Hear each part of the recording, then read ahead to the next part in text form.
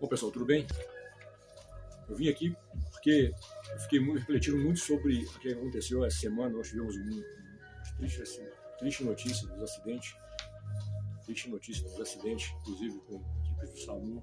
É uma equipe que estava em atendimento essa semana e colidiu com um caminhão, parece, e todos três tripulantes, o motorista, o condutor, o socorrista, o médico e o enfermeiro, mais o paciente, vieram a falecer, perder suas vidas devido ao acidente.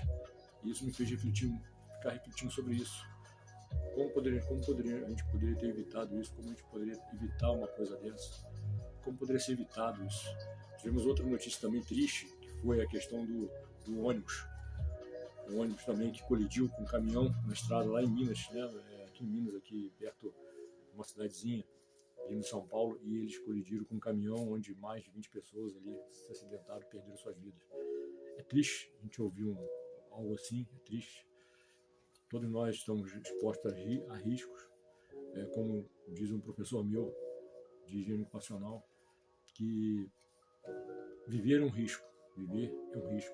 Você sai de casa, então nós temos o risco de sair de casa, de acontecer alguma coisa, nós temos o risco de estar trabalhando, enfim.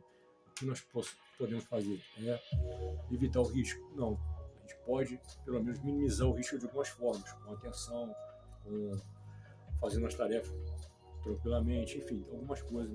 Nos serviços, nós temos a segurança do trabalho, que faz isso no ambiente de trabalho, na segurança do trabalho, especializada para que façam uma análise de risco do ambiente do trabalho, né, onde a pessoa trabalha, para que ela possa minimizar um pouco os riscos e trazer um monitoramento disso para a saúde ocupacional.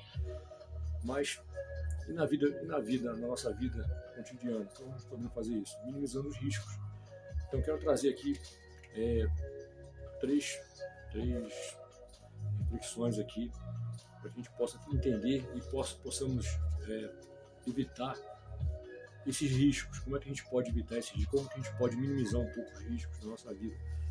Primeiro, eu queria trazer para você aqui a definição sobre acidente e incidente. Acidente e incidente. Qual que é a diferença? No Brasil, nós estamos acostumados a falar sobre acidente. Nós estamos acostumados a falar sobre acidente no Brasil. Tudo é acidente. Bateu um carro com a moto, acidente. Aconteceu um caminhão colidiu com um ônibus, foi um acidente. Nós estamos no Brasil acostumados a falar acidente. Mas na literatura, no termo internacional, acidente era usada quando há intenção de causar, quando houve intenção de ser causado. Por exemplo, se a pessoa teve aquela intenção, né, de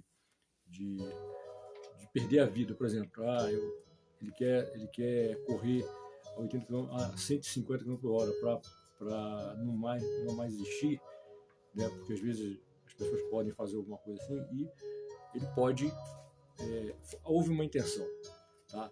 Tudo que for intencional, tudo que for com intenção de ser causado, com intenção, chama-se acidente. E o incidente? O incidente, ele não há intenção.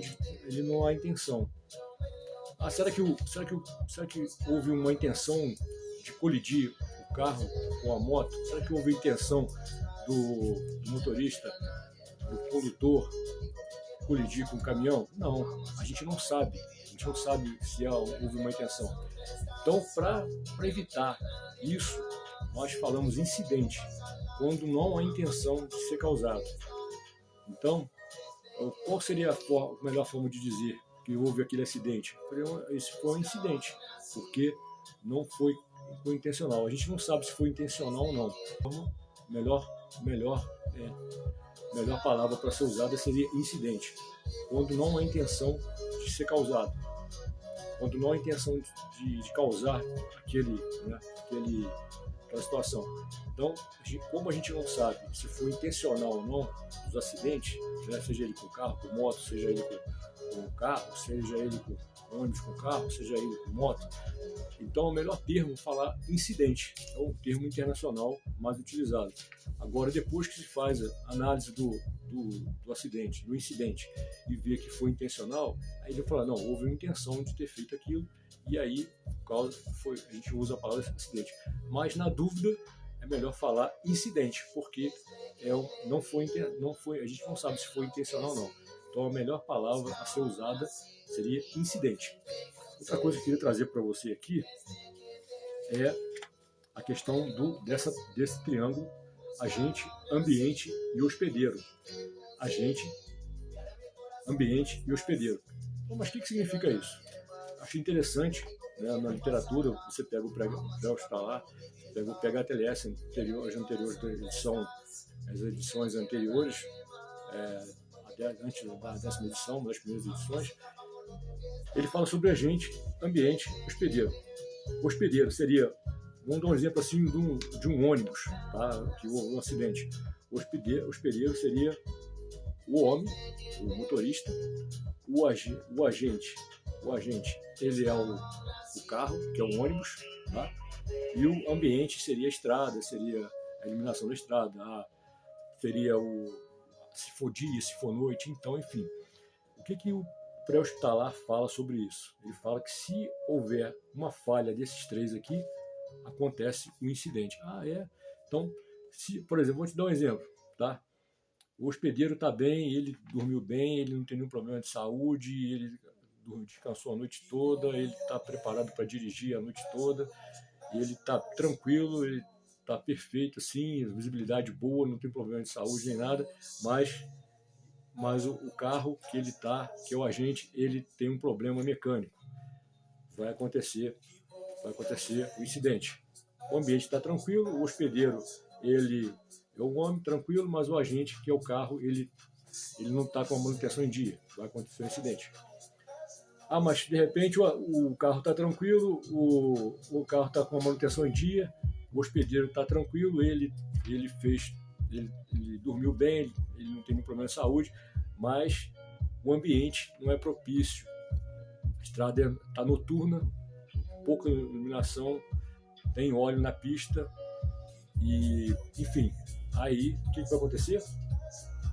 Uma falha desse, vai acontecer um incidente. De repente, a pista é boa, a pista é excelente, o ambiente está mais, o carro também está com manutenção em dia, mas o hospedeiro, um homem, ele está sem dormir. Ele está sem dormir mais de 10 horas. Ele trabalhou a noite toda, ele carou mais 6 horas de estrada e ele não está bem. O que aconteceu? Vai acontecer um incidente. Então, segundo essa tabelinha de Handel, lá no pré-hospitalar, no PHTLS, você vai encontrar no PHTLS e ele fala sobre o acidente. Então, se houver uma falha nesses três, vai acontecer um acidente. Outra coisa que eu quero trazer para você aqui seria isso aqui. Vamos dar uma olhada aqui. Habilidade e tarefa. Mas como é que funciona isso?